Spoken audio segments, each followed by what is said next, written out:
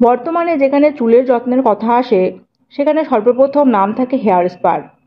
কেননা চুলের স্বাস্থ্য ভালো রাখার সবচেয়ে জনপ্রিয় উপায়টিই হলো এটি। আর তাই কেউ হয়তো প্রতি মাসে মাসে অথবা কেউ 15 দিন পর পর হেয়ার স্পা করিয়ে থাকেন। তবে শুধু হেয়ার স্পা করালেই হবে না, বরং এই স্পা করানোর পরেও কয়েকটি বিষয় অবশ্যই মাথায় রাখা উচিত।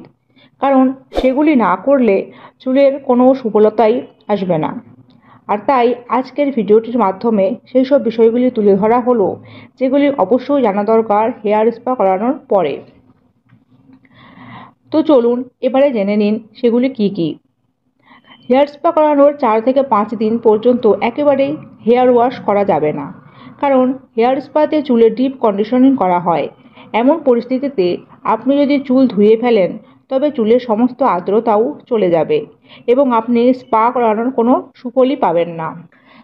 হেয়ার স্পার সময়ে তেল ও লোশনের মাধ্যমে চুলে ডিপ ময়েশ্চারাইজার দেওয়া হয়, তাই স্পায়ের 4 থেকে 5 দিন চুলে কোনো তেল বা হেয়ার প্যাক ব্যবহার করবেন না। স্পা করার পরেও অনেক সময় কোনো পার্টিতে যাওয়ার সময় মহিলারা হেয়ার স্টাইল করে থাকেন, যেমন স্ট্রেটনার বা ব্লোয়ার ব্যবহার করেন। কিন্তু এসব করলে স্পায়ের জন্য চুলে যে পুষ্টি সঞ্চার হয়েছিল সেটি পুরোপুরি নষ্ট হয়ে যাবে। তাই স্পায়ের পরে চুলেও কোনো রকম তাপের প্রয়োগ করবেন না। শ্যাম্পুর পর কন্ডিশনার ব্যবহার করা ভালো। আর তাই স্পায়ের পর অন্তত 2 থেকে 3 সপ্তাহ কন্ডিশনার ব্যবহার করতে ভুলবেন না। কারণ কন্ডিশনার ব্যবহার করলে হেয়ার স্পায়ের প্রভাব দীর্ঘদিন ধরে রাখা যায়, পাশাপাশি চুলের উজ্জ্বলতাও বজায় থাকে। তাই নিয়মিত কন্ডিশনার সহ হেয়ার সিরামও ব্যবহার করতে ভুলবেন না।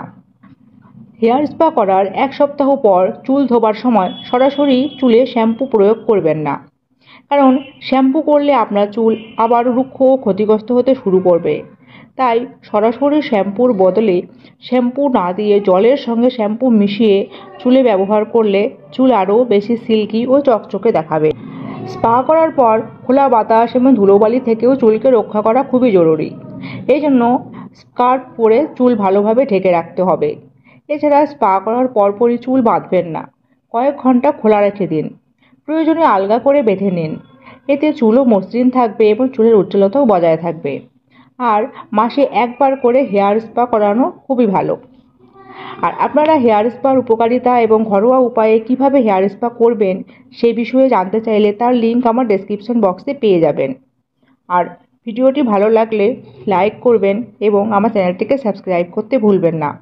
সকলে ভালো থাকবেন।